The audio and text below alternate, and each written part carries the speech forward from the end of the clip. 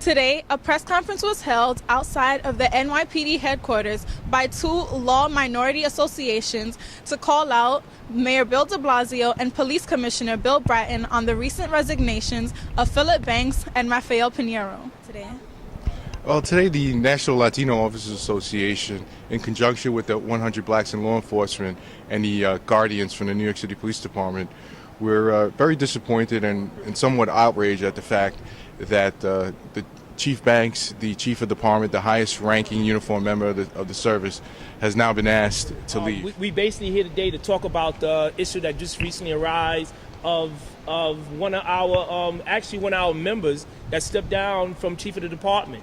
We feel it should be something that needs to be addressed and identified, and more information needs to come out about the reason and why he left. Also, in addition to the Chief of the Department, Phil Banks, being removed, we also had this past week William Clemens, the Black Chief of the Department of New York City Department of Corrections, who was also removed this week.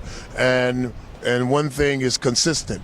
They were removed and replaced by people who are white and particularly Irish. Okay, same thing they did with Pinheiro. They said re-engineering is no longer part of our plan, and they forced him to retire. With Chief Banks, he never expressed any interest in being the first deputy commissioner. In fact, Bratton interviewed 3 male whites for the position of first deputy commissioner, and Banks wasn't one of those individuals. So Banks said, "I'm good where I am. I do not want the job." So the way you get somebody to resign is by forcing them to take a position that they don't want. He have not appointed not one black nor Hispanic commanding officer of any precinct in the borough of the Bronx, which is predominantly black and Latino.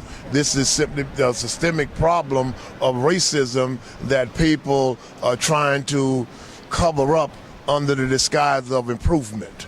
But Jim Crow, racism by any other name, is still racism.